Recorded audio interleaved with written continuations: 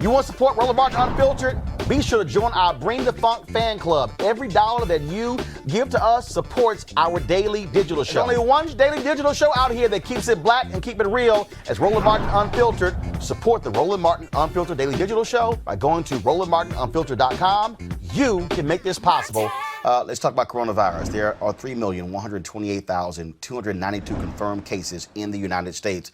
134,424 people have died, and 1.3 million folks are recovering.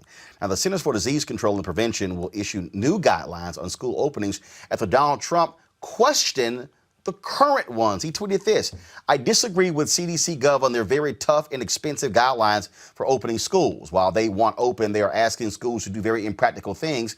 I will be meeting with them." In another tweet, he threatened to cut funding for schools if they did not open. Now, despite surges in some parts of the country, he's pushing for all schools to reopen by the fall. In fact, Betsy DeVos, the education secretary, has also said that. But states are still pushing back, not only on this, on other issues. Just this afternoon, Houston Mayor Sylvester Turner and that state's convention organizations ordered the Texas Republican Party that they cannot hold their conference at the George Brown Convention Center in Houston next weekend. Now, here's what's interesting. Republicans voted to move forward for their state convention in Houston, but their speakers will be speaking remotely. Really? So y'all scared to come speak, but y'all want folks to going back to school in the fall. Joining us right now is infectious disease specialist, Dr. Alexa Gaffney. Dr. Gaffney, glad to have you back on Roland Martin Unfiltered. Thanks for having me on, Roland. Here's what's interesting. These folks have not talked to, they are not communicating with teachers. They're not communicating with administrators. They're not communicating with school staff, all of the people who are going to have to be in these schools. You have schools who are struggling, trying to figure out what protocol they're going to employ. My two twin nieces who go to a school, we've already gotten information, and my wife was on a Zoom going over the information on what that's going to entail. It might mean them going to school physically for 2 days and then being digital for 3 days. But for this administration to blast the CDC, the actual scientists who understand this, the people who understand why this is important, to have the kind of pressure being brought to bear by saying we're going to take your funding, I have never seen. These are thugs. These are thugs who don't believe in science. These are thugs who don't believe what is fair, who don't really care about the children. And I'm going to tell you right now, Dr. Gaffney, it's going to happen if you have these kids go back and all of a sudden 20, 30, 50, 100 kids come down with coronavirus. We already know 7,000 kids have gotten infected in Florida. The bottom line is this here. You're going to see a panic that we have not seen before. I mean, this is crazy what is happening. I mean, these thugs are basically trying to, bash, the CDC and force them to come up with some guidelines that don't make sense. I mean, this is absolutely crazy. People will literally die because Trump wants to play a political game. I mean, they will literally die. While you may not have as many deaths among the young and among children, they can still be carriers to people that are at risk. And that has to be taken into account when you're dealing with opening up schools. Employees will be at risk, and the children will become carriers. And Team Trump doesn't care about that. All they care about right now is literally just trying to win an election. He's terrified. He's not going to have the convention he wants in Jacksonville. They're trying to position and show that this isn't as bad as it is. We can open up the economy, Gotcha. Open up schools. Got it. Hold tight one second. Eugene, hold on 1 second. I want to go to Dr. Gaffney. We think we got her back. Doc, you there? I'm here. Okay, go ahead with your comments. All right. Sorry about the mishap before.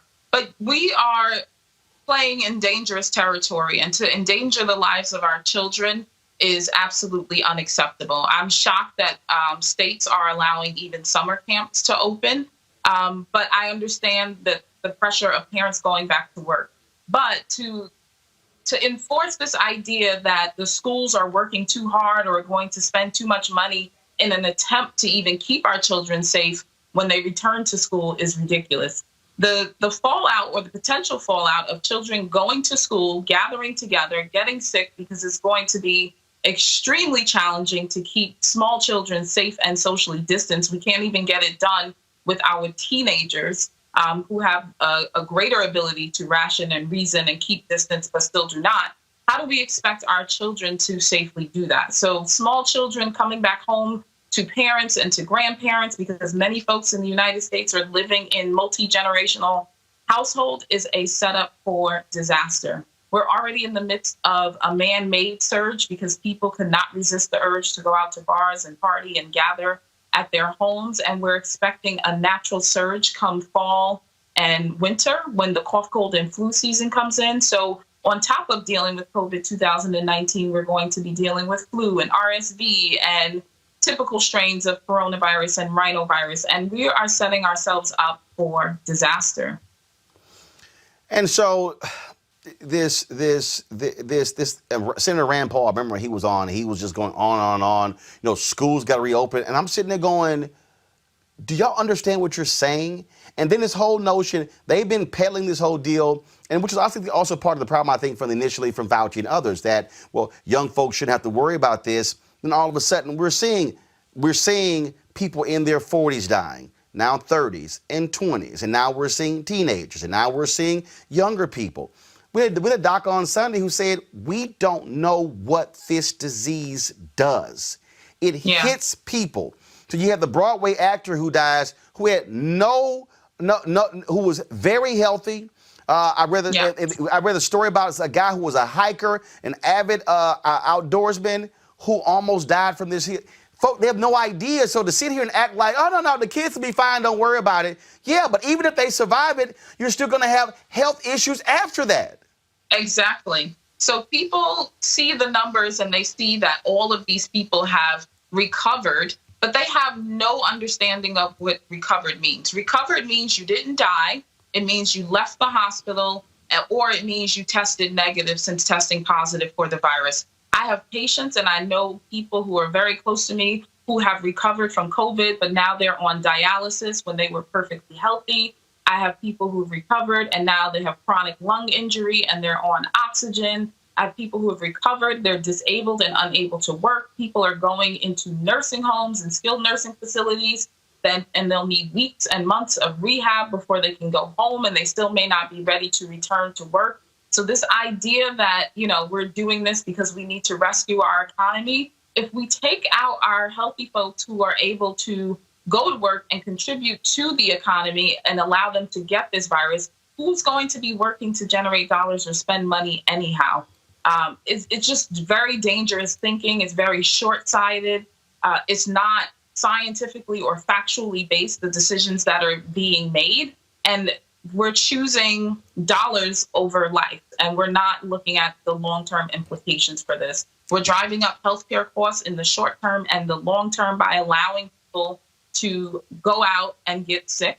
And we're sending mixed messaging by opening things up and suggesting that it is safe for people to congregate, and it is not. There's really not a safe number or a safe crowd size that you can put on and say that people can safely distance. Human nature is human nature, and people have not seen each other for weeks or months. It's very challenging for people to resist the urge to reach out and touch, reach out and hug one another. We see people either not wearing masks at all or wearing masks as, chin straps, basically. So they're not covering their mouth, they're not covering their nose, and they're not doing the things that they need to do to prevent the spread of this infection. This is not the time to get tired or to get fatigued. This is not the time to buy into the conspiracy theories or the claims that this is a hoax. COVID is very real. It is taking people out. We are seeing the numbers rise consistently and exponentially on a daily basis. We are up 50,000 plus new cases in the United States. We're running out of ICU beds in Texas and Arizona. Hospitals are reaching their capacity, and we're back to where we were in mid-April. Yep. And we know exactly what this virus can do. And there's still a lot more that we don't know about what this virus can do. We never predicted that people would get blood clots in their legs or lungs or suffer heart attacks or suffer strokes as a result of this infection. And so these are all the things that are at stake. And young people are kidding themselves if they think that they can't get sick, or if, like we say, it can't happen to you, it can happen to you. And, the government is kidding itself if they think that we won't see a greater fallout if we allow our children to return to school. We haven't seen greater numbers because the children were pulled out of school. But schools are petri dishes. They're germ factories. Children touch one another. They touch everything. There's a lot of shared space, and children are not going to go behind themselves and clean up and disinfect the same way that adults would, nor can a teacher maintain a classroom environment and keep it clean and disinfected to the degree that would be required to quote unquote keep a school safe. But you can't keep a school safe. That's the reality. Yep. And that's the issue that we're facing. Dr. Alexa Gaffney, we certainly appreciate it. Thank you so very much. Thanks for having me on. All right, folks, back to our Roland Martin Unfiltered video in just one moment.